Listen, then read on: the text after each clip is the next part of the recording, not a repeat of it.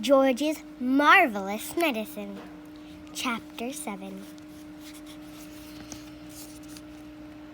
Grandma gets the medicine. Grandma sat hunched in her chair by the window. The wicked little eyes followed George closely as he crossed the room towards her. "You're late," she snapped. "I don't think I am, Grandma." "Don't interrupt me while I'm in the middle of a sentence," she shouted. "But you'd finished your sentence, Grandma." "There you go again," she cried. "Always interrupting and arguing. You really are a tiresome little boy. What's the time?" "It's exactly 11:00, Grandma." "You're lying as usual. Stop talking so much and give me my medicine. Shake the bottle first. Then pour it into the spoon and make sure it's a whole spoonful."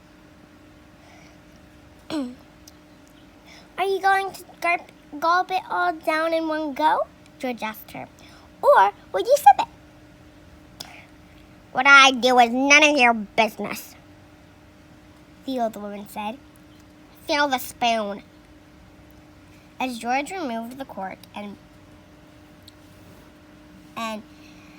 began very slowly to pour the thick brown stuff into the spoon, he couldn't help thinking back upon all the mad and marvelous things that had gone into the making of this crazy stuff. The shaving soap, the hair remover, the dandruff cure, the automatic washing machine powder, the flea powder for dogs, the shoe polish, the black pepper, the horseradish sauce, and all the rest of them, not to mention the powerful animal pills and powders and liquids and the brown paint. "Open your mouth wide, Grandma," he said, "and I'll pop it in." The old hag opened her small, wrinkled mouth, showing disgusting pale brown teeth. "Here we go," George cried out. "Swallow it down." He pushed the spoon well into her mouth and tipped the mixture down her throat. Then he stepped back to watch the results. It was worth watching. Grandma yelled, "Ah-wee!" and her whole body shot up, whoosh, into the air. It was exactly as though someone had pushed an electric wire through the underneath of her chair and switched on the current.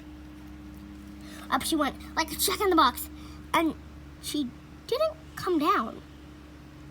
She stayed up there, suspended in mid-air,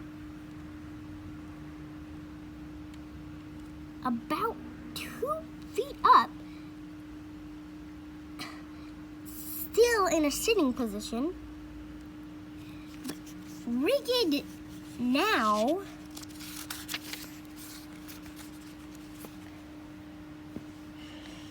Frozen, quivering, the eyes bulging,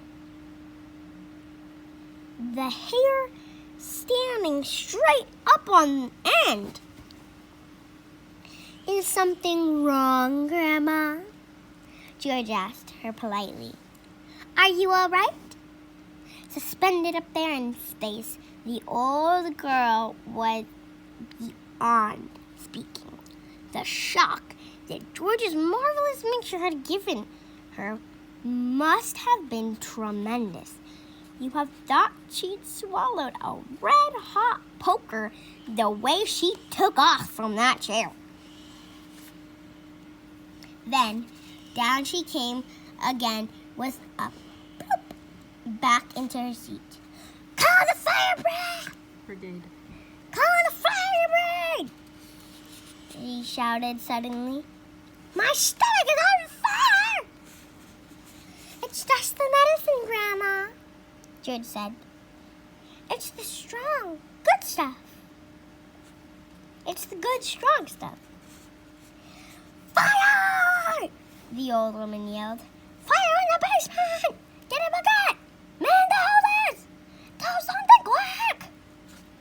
Cool it, Grandma, George said. But he got a bit of shock when he saw the smoke coming out of her mouth and out of her nostrils. Clouds of black smoke were coming out of her nose and blowing around the room. By golly, you're really on fire, George said. Of course I'm on fire, she yelled. I'll be burned to crisp, and I'll be fried to a frizzle. I'll be boiled like a beetroot. George ran into the kitchen and came back with a jug of water. Open your mouth, Grandma, he cried. He could hardly see her for the smoke, but he managed to pour half the jugful down her throat. A sizzling sound, the kind you get if you hold a hot frying pan under a cold tap, came up from deep down in Grandma's stomach. The old hag bucked and sheed and snorted. She gasped and gurgled. Spouts of water came shooting out of her, and smoke cleared away.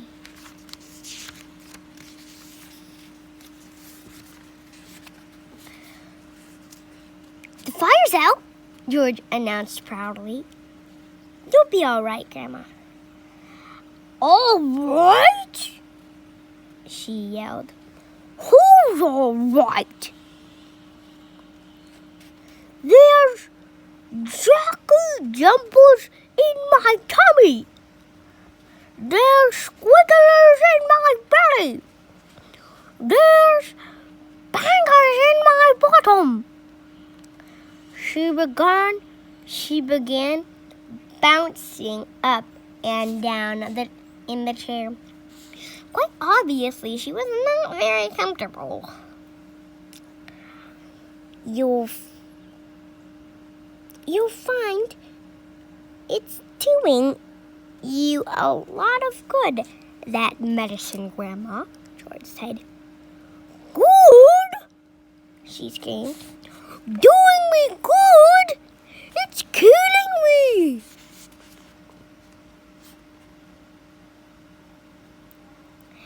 Then she began to bulge. She was swelling. She was puffing all over. Someone was pumping her up.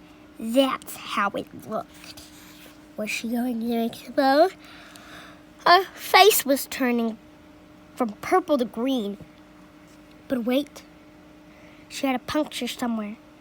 George could hear the hiss of escaping air. She stopped swelling. She was going down.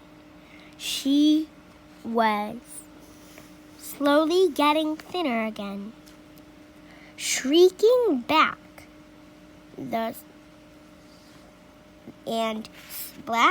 back slowly to her shivery old self. How's things, Grandma? George answered. No answer. Then a funny thing happened. Grandma's body gave a sudden sharp twist and a sudden sharp jerk. and she flipped herself clear out of the chair and landed neatly on 2 feet on the carpet. "That's terrific, Grandma," George cried. "You haven't stood up for that for years. Look at you. You're standing up on your own and you're not even using a stick." Grandma didn't even hear him.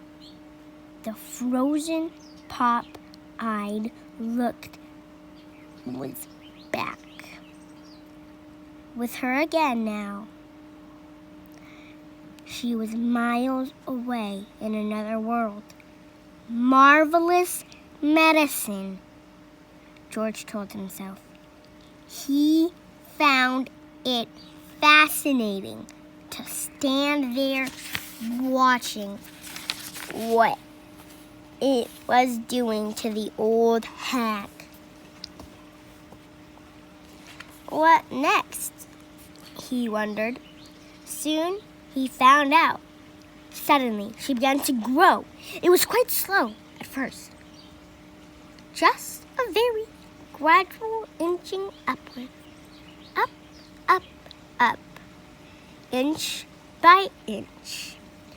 Getting taller and taller. About an inch every few seconds. And in the beginning, George didn't notice.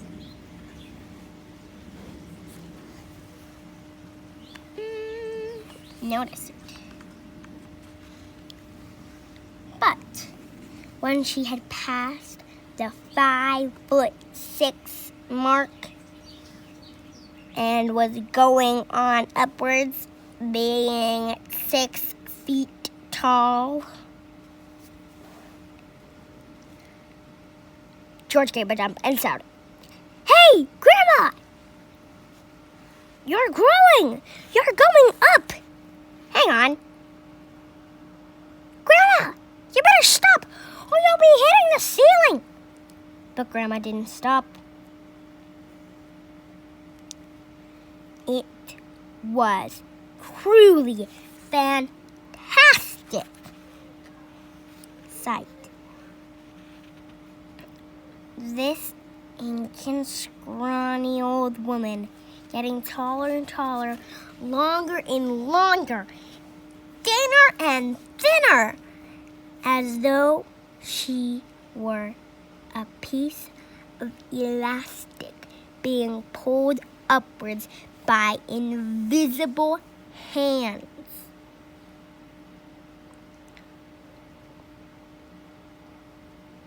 When the top of her head actually touched the ceiling, George thought she was bound to stop.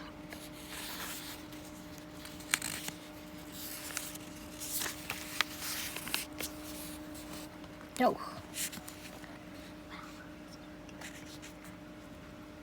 But she didn't. There was a sort of scrunching noise, and bits of plaster and cement came raining down. "Hadn't you better stop now, Grandma?" George said. Daddy's just had his whole room repainted."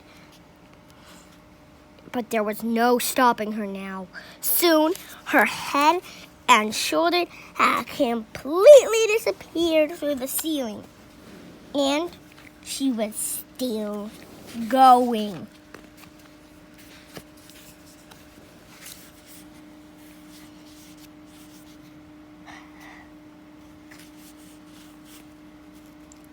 George dashed upstairs to his own bedroom, and there she was coming up through the floor like a mushroom.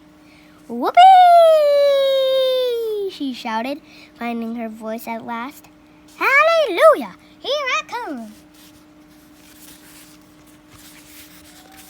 Steady on, Grandma," George said, with a high nonny no, and up we go!" she shouted. "Just watch me grow!" "This is my room," George said. "Look at the mess you're making." "Terrific medicine!" she cried. "Give me some more!" She's dotty as a donut, George thought. "Come on, boy, give me some more," she yelled. "Dish it out. I'm slowing down." George still clutched the medicine bottle in one hand and the spoon in the other. "Oh, well," he thought. "Why not?" He poured out a second dose and popped it into her mouth. "Ah-wee!" She screamed, and up she went again. Her feet were still on the floor downstairs in the living room, but her head was moving quickly towards the ceiling of the bedroom.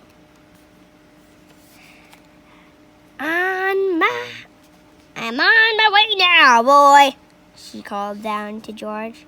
"Just watch me go." "That's the attic above you, Grandma," George called out. "I'd keep out of there.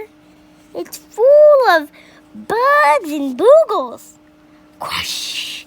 The old girl's head went through the ceiling as though it were butter.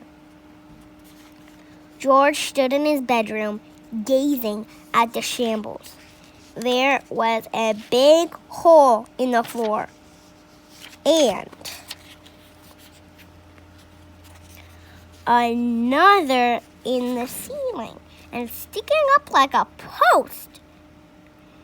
Between the two was the middle part of Grandma. Her legs were in the room below her, head in the attic.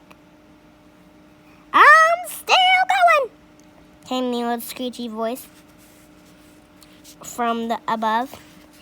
"Give me another dose, my boy, and let's go through the roof." "No, Grandma, no!"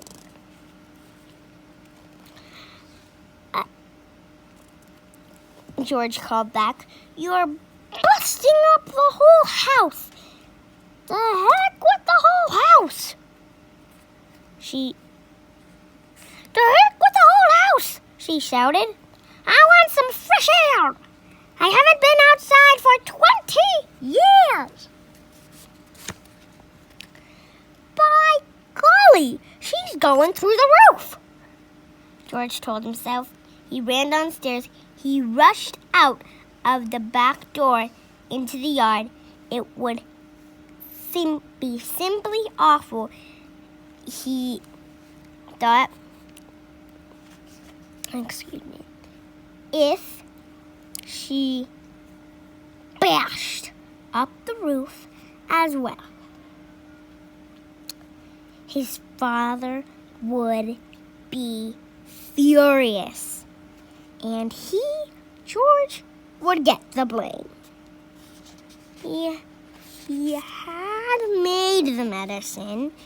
He had given her too much. "Don't come through the roof, Grandma," he prayed. "Please don't."